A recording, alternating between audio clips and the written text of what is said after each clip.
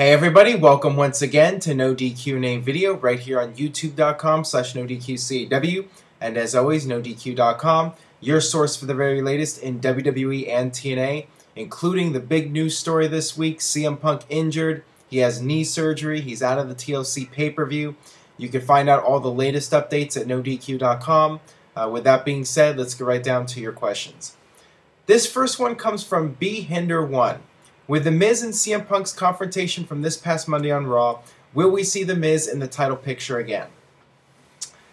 I do think that at some point we will see The Miz back in the title picture. I don't see it happening anytime soon.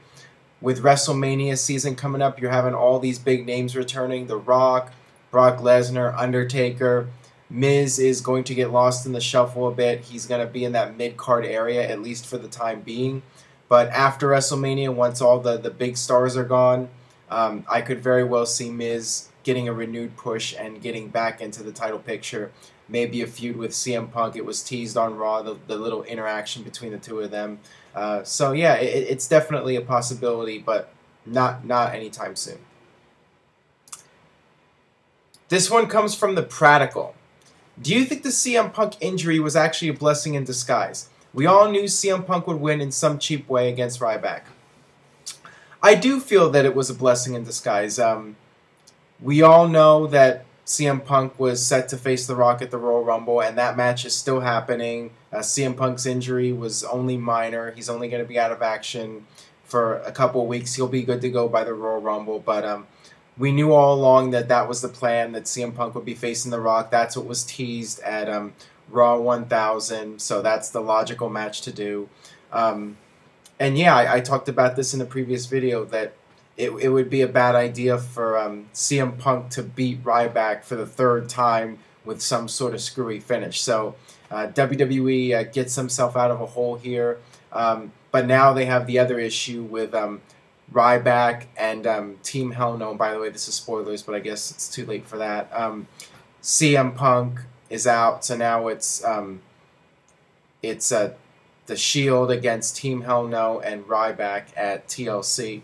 So you have the Shield in their first match in WWE, but now you either have to job out the Shield or you have to have Ryback lose again. So that creates another issue here. Who do you put over? So we'll have to see what happens at TLC. But yeah, it's a good thing that they don't have to do another screwy finish with Ryback. They already did it twice, and doing it 3 times would have just been too much. What do you think about TNA Lockdown being in the Alamo Dome? On one hand, I think it's good that TNA is running in San Antonio. San Antonio is a good wrestling town, and WWE drew a huge crowd for the 1997 Royal Rumble, and even WCW drew good crowds at the Alamo Dome. Now, on the other hand, there's just no way that TNA is going to be able to draw a huge crowd in the Alamo Dome. They'll be lucky if they get 4,000 to 5,000 people there. I mean, that's the limit that I see them being able to draw. But at least the good thing about the Alamo Dome is they have something called the Illusions Theater, where they downsize the arena for concerts and boxing matches. So it'll be easy for TNA to configure the arena and curtain off certain sections and run in a little small part of the arena, and it'll look good on TV, and I don't think that they'll have a problem drawing the 4,000 or 5,000 people and configuring the arena and making it look good on TV. I think they'll be okay in that regard. Hey Aaron, people complain all the time, but do you think there's anything wrong with the PG era? I don't really have a big issue with it. I do think that the PG era limits wrestlers. With the Attitude Era, there was no boundaries, and you could say whatever you wanted. When you have the product at a certain rating, you have to watch what you say, and it does limit you creatively. The only other issue I see is that WWE does stuff like Hell in a Cell pay-per-views, and I think if you're going to be PG, you should not do those kind of matches, period, because fans are going to have the expectations, and they're going to want to see blood, and they're going to want to see something very violent, and when you don't deliver, it's just gonna upset people. So I would get rid of the Hell in a Cell matches and just not do these matches where people are going to expect something violent and then you don't deliver. But other than that, I have no real issues with it. I mean, I grew up on late 80s, early 90s WWE, and that was very PG. This is from Nebo CSID. If you could put TNA on the road in up to 5 cities, where would you have them go? Well, this goes back to earlier. San Antonio is a great choice. Cities where there's a huge Hispanic population because they're into lucha libre and there's that fan base there. So definitely places like San Antonio and all the major markets, Los Angeles, New York, and just try to expand out of the South. I mean, TNA tends to stick to the South for their pay-per-view events, and I think it's good to expand and go to different places and maybe more pay-per-view events in Canada and the UK. Go up to Toronto, go to London, areas where there's a lot of diehard wrestling fans. Chicago. Those are the places I would go if I was TNA, and they're trying. It's just that they don't have the finances to run in these buildings. They're not drawing the huge crowds, so they're really in a bad spot. But everybody in TNA knows that they need to get on the road more. It's just a matter of being able to draw larger crowds and it being worth the expense. So I mean that's the big issue, and they're continuing to work on it. All right, this next one comes from a regular who submits questions, bcruz16. Hey Aaron, do you believe that WWE already knew about CM Punk's injury and used the Shield to attack Team Hell No to set up a match at TLC? CM Punk had been having knee problems for several weeks, and he was just trying to work around it, but it was determined that he would need to have surgery. Even if it was a minor surgery, it needed to be done.